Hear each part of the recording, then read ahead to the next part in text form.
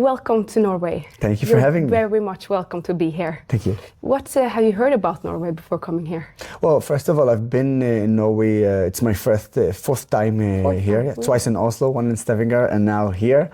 Very excited again to be here. There's really nice people and very hospitality here. I love it. It's very, actually. Every time I came here, and in Oslo, they know how to party there. Good, yeah. But actually, Norway is considered to be one of the most anti-Israel states in the whole West, if not the most anti-Israel state. Did you take this into consideration before coming? Well, of course. I not only I know where I arrive in order to prepare myself, but the bottom line is we need to differentiate between the people and the politics, okay? But when politics meet with the people, and especially comes from a place of not knowing what's going on, then we see that gap. The people are very nice here. But the second you talk about a topic that you have no clue about, that's where the problem is. But I'm here actually to bridge gaps. I'm here to come and speak about the most difficult topics as an Arab from Israel and as someone who experienced every day in his life the Israeli society. So I'm here challenging anyone. Come, speak to me, talk to me. I'll show you the truth and the reality about our society. So what kind of country is Israel? And for you as an Arab Israeli, what can you explain to us? Of course, I can give you a little bit of my childhood. I was born in Haifa, which is the largest mixed city in Israel, where you have Jews, Christians, Muslims, and Druze living together, but raised in Nazareth, which is the largest Arab city in Israel, where you have Muslims and Christians living there. And there's a reason why I'm telling you about those two cities, because beside the education and the values that my parents gave me, the city of Nazareth and the city of Haifa changed who I am and made me who I am today. And there's a common thing that happened between me and my childhood friends, which is playing football together. And because we used to play football in Haifa, which is the largest mixed city, in the football field, Jews and Arabs were playing together. We play together, This is how we grew up. You know, and now I know that some Norwegian thinks that Arabs and Jews cannot coexist. But in fact, in Israel, it's totally partnership. Partnership between us. And this is how I grew up, and that's my childhood. Yes, and you're not only Arab, but you're Christian Orthodox. And usually here in Norway and the mainstream media, we hear about Arabs, but Muslims and Jews. Exactly. So what would you say to such an opinion? No, first of all, if you only know about Muslim Arabs, then you have no clue about the Middle East. Because you have Christian Arabs in Egypt, in Syria, in Lebanon, in Israel, in Gaza, and the West Bank. And guess what? Do you know where the safest for Christians in the Middle East? Israel. So, you know, this is why I always urge people to a little bit do a research before they speak about it. Look what happened for the sect, which is a Christian sect in Egypt, being persecuted by extremists from the Muslim community. And again, we need to differentiate between the majority of Muslims who are peaceful to the extremists. And because people do not differentiate, automatically they start talking about Islamophobia. Automatically they start generalizing everybody. No, I'm not going to generalize. I have many Muslim friends in my organization. The majority of volunteers are from the Muslim community. We live side by side and we support each other. Our problem is with the extremists. And that's what we need to do. Fight the extremists. Yeah, but here in Norway, in the mainstream media, also not for the extremists, but for everyday Norwegians, when we hear about Israel, we also usually hear about apartheid and segregation. But you, as an Israeli, do you feel like you're treated as a second-class citizen? Let's for all put the facts on the table, okay? Apartheid is a system that was in South Africa based on total separation between the white race and the black race. Total separation. If in Israel there is an apartheid, then it should be a total separation between the Arabs and the Jews. Okay, I wake up in the morning and if I use a public transportation, I don't know if my driver is an Arab or a Jew. And certainly I don't have a line for Arabs and line for Jews. We're all together in the same bus station. Hospitals. In South Africa, for instance, you have hospitals for white people and hospitals for black people. In Israel, the hospitals are the best example to show the partnership between Jews and Arabs, because you will see a Jewish doctor treating an Arab patient, an Arab doctor treating a Jewish patient. In my own eyes, I tell you, I went to visit soldiers who got wounded in the last war in Gaza. When I went to Ichilov Hospital in Tel Aviv, I came out, and just I was arriving to the unit where they're treating these soldiers, a Jewish soldier with a yarmulke on his head, he was speaking on the phone, and this is what I heard. He said, Dr. Amjad, toda rabba. Dr. Amjad. Amjad is an Arab name, yeah? Yes. Thank you very much. I feel much better. Yes, an Arab doctor treated an IDF Jewish soldier who was wounded in Gaza and operated on him. You will see Jewish families and Arab families in the same room. Now, I'm not again generalizing, because obviously you have anti-Semites or racists who don't want to be in the same room with Arabs or Jews. It exists in Israel just like it exists in Norway, just like it exists in the United States and everywhere in the world. But I cannot disregard the fact that there is some sort of obsession towards my country when it comes to those topics. If you categorize Israel based on the problems that we have as an apartheid state, then Norway is an apartheid state, then the United States is an apartheid state, then every country in the world is an apartheid state. Wake up, this is not the situation. And one more example that I would give you, because I really want people to understand the facts about the myth of the apartheid. Take, for instance, the justice system in Israel. We had a Supreme Court judge by the name of Salim Jubran, an Arab from Israel. He was on the team that sent to prison a Jewish prime minister and a Jewish president. It was Ohad Olmert and Moshe Katsav. Both of them committed crimes. The Arab judge sent him to prison. So one more time, an Arab judge sent to prison a Jewish prime minister and a Jewish president. Come on. Wake up. And speaking about the war, what did the war in Gaza do to you? Or October 7th? Well, October 7th hurt every Israeli, and it doesn't matter if you're an Arab or a Jew, it doesn't matter if you're a Christian, Muslim, or a Druze. Where we got hurt badly, it is the biggest disaster of the state of Israel since its creation. But I will tell you one thing. It made us stronger and more united. Today, if you disregard the social media and the media on television, because I'm on the surface, I'm there. I'm in the cities, in the villages, I meet people, I meet Arabs and Jews from all faiths, and I can tell you one thing for sure. We want to bring all our hostages back home, and we want to make sure that the terrorist organizations that surrounding us be destroyed. And that is a word of Jews and Arabs together. Because Hamas killed Jews and Arabs. Because Hamas kidnapped Jews and Arabs. And let me be clear. The interests of every pro-Palestinian is to make sure that Hamas is not controlling Gaza. Because first they're harming their own people. They're harming the Palestinians. Then they're harming the Israelis, both Arabs and Jews. So if you really care about the Palestinians, you really need to free Palestine and Gaza from the terrorist organization Hamas.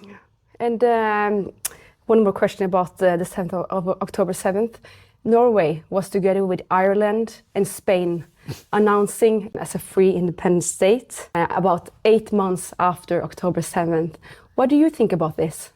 It's a populist move from those countries. Unfortunately, peace will only achieved by both of the sides who are part of the conflict, the Palestinians and the Israelis. The more Europeans or Americans or anybody else get involved, the more they are pushing us away because they do not understand the mentality of the Middle East. And in fact, we have in Israel people who do not understand the mentality of the Middle East because we are a Western country with Western values, but we are fighting a terrorist organization from the Middle East. Now, why would Norway understand that? Why would Norway even care? They do not know what we are suffering. They do not know even what the Palestinians are suffering from Hamas. And that's why I'm telling you that peace will not be promoted like this. And a Palestinian state will never ever be a Palestinian state, by forcing and saying, oh, well, now we are recognizing a Palestinian state. No, it's not going to work like this. If you really want somehow, what I'm saying, because after the 7th of October, the Palestinians have a lot to prove from age 0 until the eldest one. Because for us, the 7th of October, it was a slap in the face. It was a slap in the face even for the people who promoted peace and promoted two-state solution. They are the ones who get murdered first in the southern of Israel. They are the one who got murdered first, kidnapped first. Those who are promoted peace, those who hired Palestinians from Gaza to work in Israel, to work in their towns. They're the first one who got hurt. And that's why I'm telling you, if you really want to promote the peace, and if you want to have some way of a chance of having side by side, we need, first of all, to free the Palestinians from the terrorist organization who has only one mission, which is destroying the state of Israel. And if you want to destroy the state of Israel, then don't come and cry when you lose in a war. But what is the level of support among the Arabs in Israel? Oh, this is a really good question.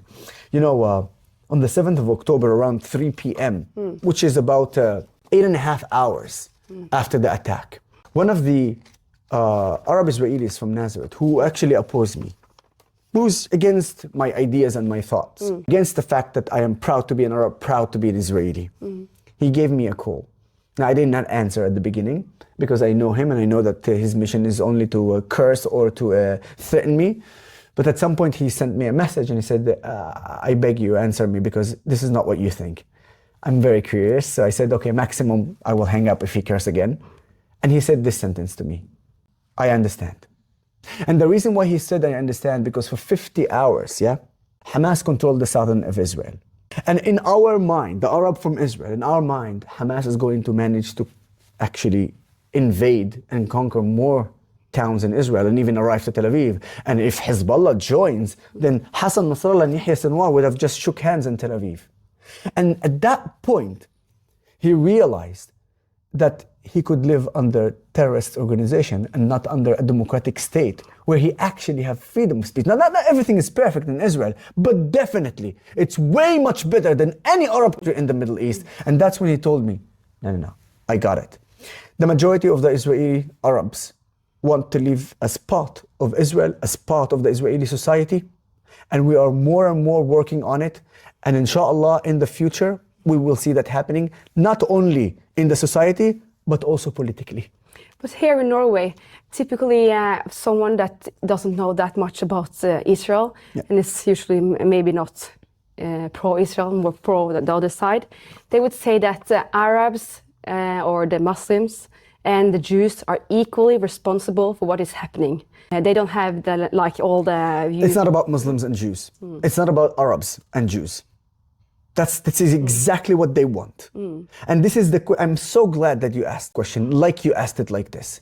We're speaking, you have Arab Muslims and Arab Christians and Druze are fighting in Gaza in the IDF. Right now, as we're speaking, we have Arab doctors treating Jewish patients. Right now, as we're speaking, we have lawyers, judges, we have anchors in the media. We have Israelis serving in the police, Israeli Arabs serving in the police, in the fire departments, in the paramedics. One of the first victims of Hamas,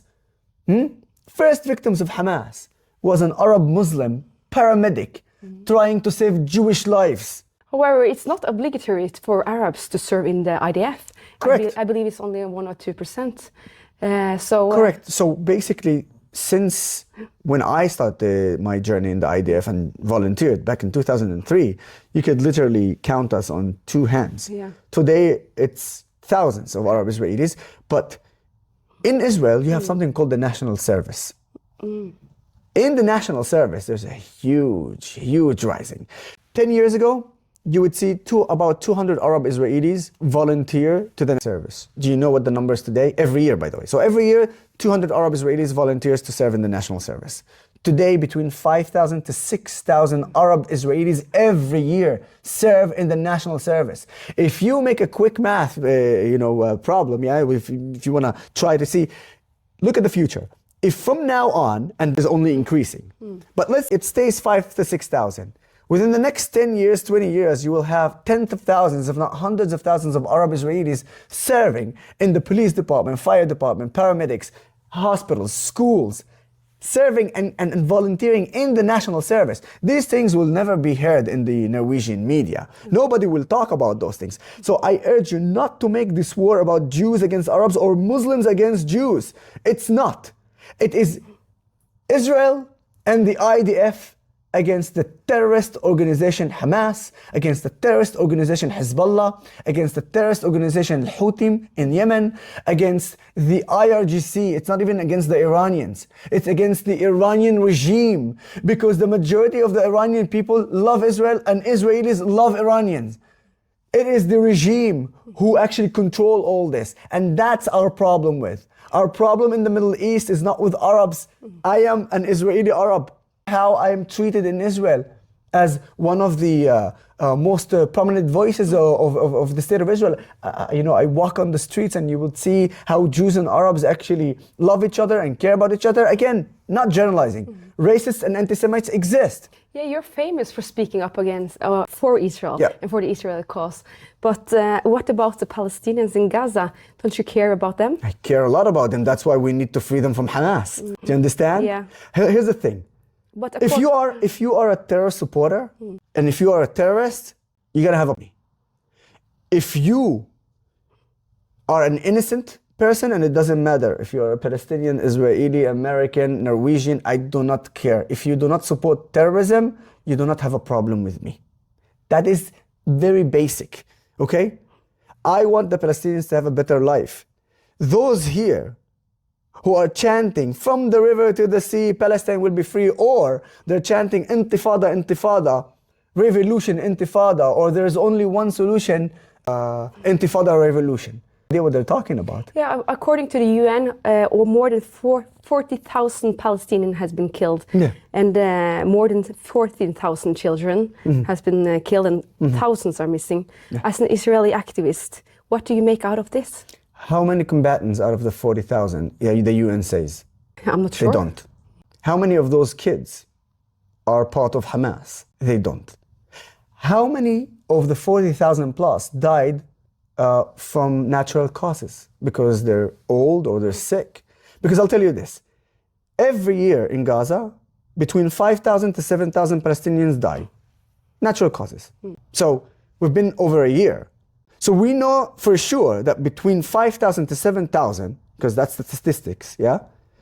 They died from sickness, they died from just age, yeah? So 40,000 minus 7,000, now you're speaking about 32, right? 33,000. According to the IDF, yes, about 15 to 17,000 combatants the IDF managed to eliminate. The thing also, if you take the kids, someone who's at the age of 14, 15, 16, 17, and up until the 18, if he is a terrorist, part of Hamas, because Hamas recruit them from that age, if Israel kills and eliminates that 14, 15, 16, 17, 18-year-old young man who is a terrorist, yeah, the UN will count him as a kid. Meanwhile, Hamas presents him as part of the terrorist organization Hamas. But further than that, there's a reason why they are not telling you the whole number and specify what is the number. Because they don't want you to know the truth and then realize that Israel is doing an unbelievable achievement in terms of war when it comes to a modern war against terrorists. The thing, when the United States and its ally embarked on a war against the Taliban, they managed to kill about 38,000 terrorists. But in the process, 128,000 civilians were killed as well. If you do the math, it is about, for each terrorist they killed, about 12 innocent people died. The international average is 1 to 10, which means for every terrorist, 10 civilians, unfortunately, or 10 innocents died. This is war. Let's see what's going on in Israel, okay? We took the natural death of Gazans every year. We showed how many combatants there is. And if you make the ratio between the combatants and how many innocent lives, you would see that it's less than 1 to 2. It's unprecedented. You don't hear anything about something like this. And the only reason why we're hearing like this, it's because Israel and the IDF are taking the most unbelievable necessary measures in order not to hurt and harm lives. I've seen it in my eyes. I was part of it. Now, if someone says, well, why should we listen to the numbers of the IDF? It's the UN, really. So I'm going to ask you, where the UN gets its statistics? From the Ministry of Health in Gaza. Who controls the Ministry of Health in Gaza? It's Hamas. It's a terrorist organization by the name of Hamas. Now, if you are a Western, and when you compare between where you want to take your numbers and where you want to take your information from a terrorist organization or from an sovereign state, democratic state in the Middle East, the only one, and you still choose a terrorist organization, then you're an absolute idiot and a terror supporter. Yes, this information is not very much available in the because, mainstream media. Yes. So but you present this information in Israel. Do you think that a pro-Palestinian would as a part of the problem then? So here's the thing. A pro-Palestinian who has symbols of the terrorist organization on him, it doesn't matter if Jesus would come or Muhammad will come or any prophet will come and tell him, he will still not believe it. Okay? Because he doesn't want to believe it. They have a mission, they have an agenda. It's funny because Palestinians themselves are saying that. Palestinians themselves. And if anyone challenged me on that, please come ahead. I have tons of TikTok videos from Gaza saying otherwise. I beg you, come challenge me and tell me you're a liar. I will just shut up myself and just show them the videos of Gazans cursing Sinwar, cursing Ismail Haniyeh, saying that they brought death and destruction upon us, saying that actually it is the IDF who are giving us water and giving us food. I have all those evidence in my phone. You've been traveling a lot around Europe and now in Norway and seeing what's going on and the rise of anti-Semitism. What do you make out of this when you travel around Europe? Before I jump to this question, I have to again clarify something. When I speak to people, there are three groups of people. There are the pro-Palestinians. Some of them are extremists with literally terror supports. Yeah. And there is also the pro-Israelis. And there is also the 50-50. 50-50, they are not in this side and they're not on that side. Like here in Norway. Well, you know, the extremists, oh good. Can I continue? Okay. So, I'll tell you what, when I speak about the extremists, it could be anybody. Anyone who actually supports Hamas is an extremist because it's a terrorist organization. It's a terrorist organization that terrorized Palestinians and Israelis. And that's why if you support it, you don't support Palestine. It's nonsense. So I do not expect me to convince the pro-Palestinian extremists to change their opinion because they are supporting terrorism. And I've showed them videos of Hamas killing and harming children. And they still support. And they still support. So what I do is I try to make them or use them 50-50 and to make the pro-Israelis stronger and have the knowledge and the tools to continue that fight. That is my mission with those three groups. As for the rising of anti-Semitism, I mean, this is absolutely unacceptable. We are back to the dark days of the Nazis. You have Jewish students or pro-Israeli students, Zionists, who cannot walk to university in New York.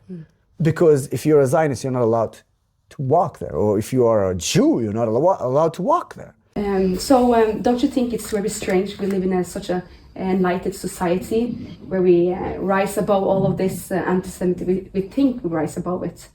What do we make out of it? No, so let's break it down a little bit to understand what's going on in Europe and in the Western world, yeah?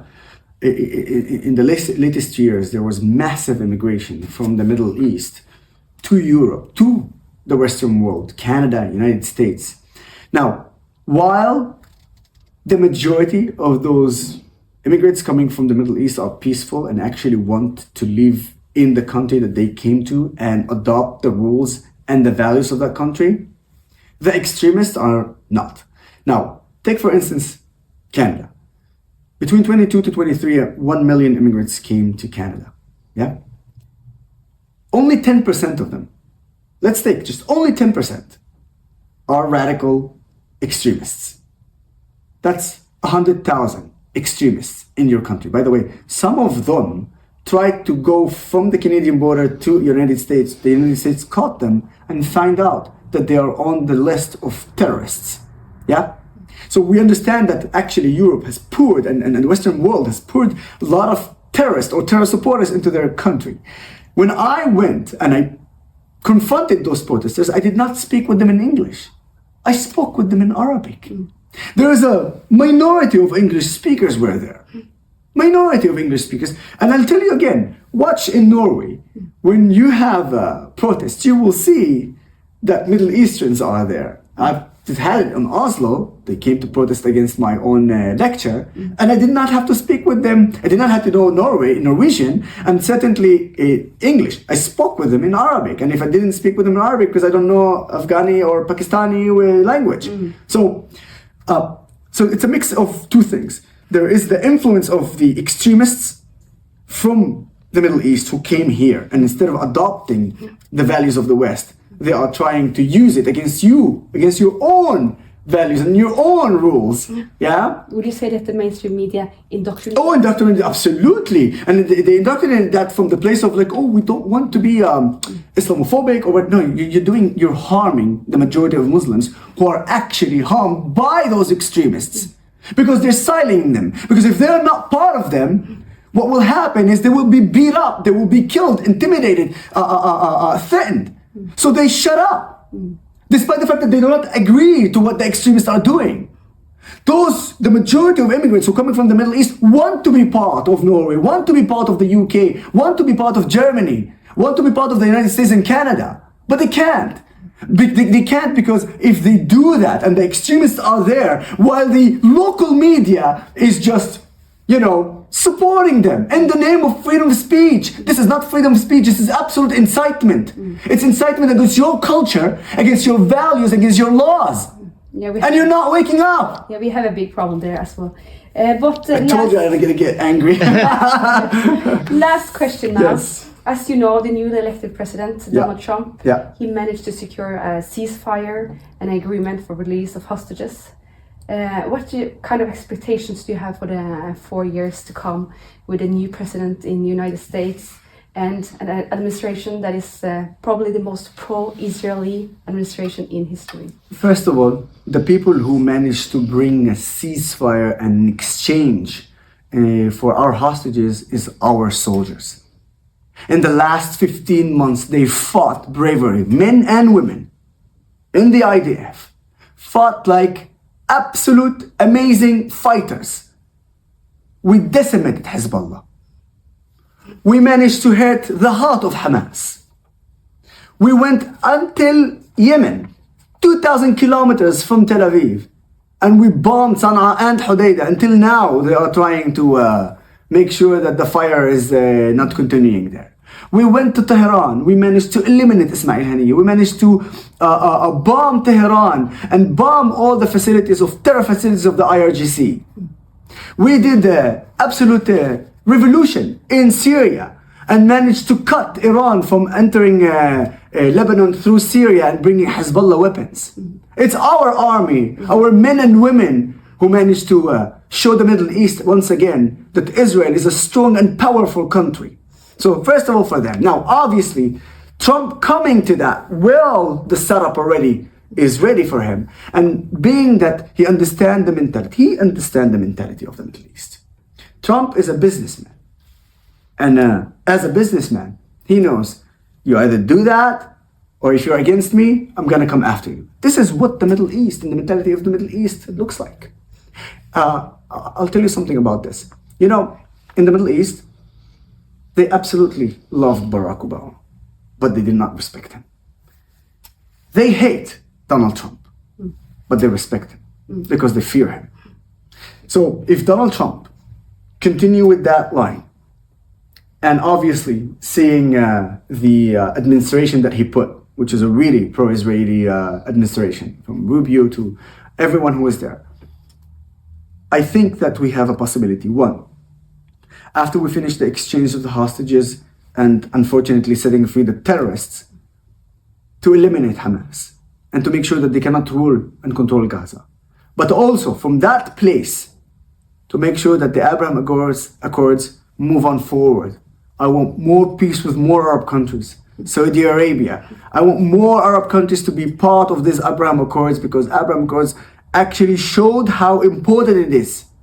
People do not realize that, but during, from the 7th of October until just recently, beside El Al, which is the Israeli national flight company, while Delta, American Airlines, British Airways, and of course United Airlines, all of them abandoned the Israeli society and do not fly to Israel. There was one more company, flew every day to Israel, 5 flights a day. Do you know which one it is? Fly Dubai, an Arab company from the Emirates. This is the bond between the Emirates and Israel when it comes to the Abraham Accords. And then you have some Norwegian and some Europeans and some Americans coming and talk about our reality as they know what we experience and as they know what we're going through, and they've never in their life even stepped foot in Israel or met an Israeli, but they think they know better than us. You know what? Be quiet. You do not know better than us.